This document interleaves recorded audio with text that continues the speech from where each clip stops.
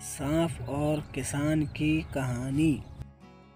एक गांव में एक गरीब किसान रहता था। वहां पर 2-3 साल से बारिश नहीं हुई, जिस वजह से वहां की सारी ज़मीन सूख चुकी थी। किसान बहुत दुखी था क्योंकि वो अपने ज़मीन के ऊपर कोई फसल नहीं उगा पा रहा था। सर्दी का मौसम था। आज किसान पेड़ के नीचे आराम कर रहा था। तभी उसे वहाँ एक सांप नजर आया। वहाँ सांप अपना फन फैलाए हुए बैठा था। किसान के मन में एक बात आई, ये सांप काफ़ी सालों से यहाँ रहता है, इसे भी इस अकाल के समय में मेरी तरह खाना ढूंढने में परेशानी होगी। फिर गरीब किसान ने मन ही मन तय किया कि वो हर रोज़ सांप को एक कटोरी दूध पिलाएगा। अगले ही दिन किसान एक कटोरी में दूध ले आया और सांप के बिल के पास रखकर कहने लगा, हे नागराज, आपको मेरा प्रणाम। मैंने कभी ध्यान नहीं दिया कि आप भी यहीं रहते हैं। सूखे की वजह से मैं तो परेशान हूँ और मुझे लगता है आपको भी परेशानी हो रही होगी, इसलिए अब से मैं रोज़ आपको एक कटोरी दूध पिलाया करूँगा। ये बोलकर किसान ने वो कटोरी वहाँ छोड़ दी और वहाँ से चला। अगले दिन सुबह जब वो कटोरी लेने वापस आया तो उसने देखा कि कटोरी में कुछ चमक रहा है। किसान ने कटोरी को उठाकर देखा तो उसके अंदर एक सोने का सिक्का था। फिर किसान हर रोज़ सांप को एक कटोरी दूध पिलाता और अगले दिन सुबह हर रोज़ उसे एक सोने का सिक्का मिलता। एक दिन किसान को किसी काम से शहर जाना था और उसने अपने बेटे को ये जिम्मेदारी सौंपी। उसने अपने बेटे को कहा, बेटा ध्यान से एक कटोरी दूध सांप के बिल के पास रख देना। किसान के बेटे ने अपने पिता के कहे अनुसार एक कटोरी दूध सांप के बिल के पास रख दी। अगली सुबह उसे भी सोने का सिक्का मिला।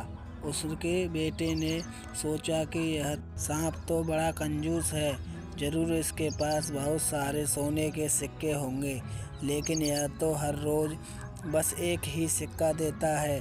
अगर मैं इसे मार दूं तो मैं इसके सारे सोने के सिक्के ले सकता हूं। अगली शाम जब लड़का दूध देने के लिए गया तो उसने सांप को देखते ही उस पर छड़ी से वार किया, मगर सांप भी सतर्क था। उसे छड़ी तो लगी पर उसने किसान के बेटे को भी डस लिया। सांप का विष बहुत ही जहरीला था। देखते ही देखते किसान के बेटे की मौत हो गई और जख्मी सांप अपने बिल में वापस चला गया।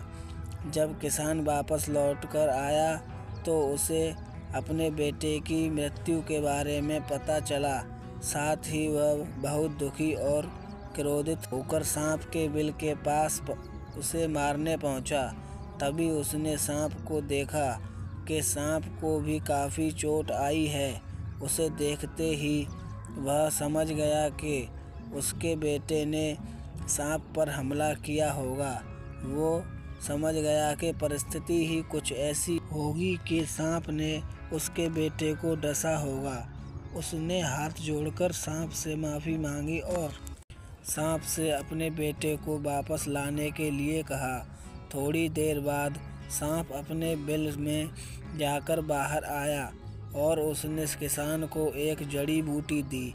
गरीब किसान जड़ी बूटी लेकर अपने मरे हुए बेटे के पास गया।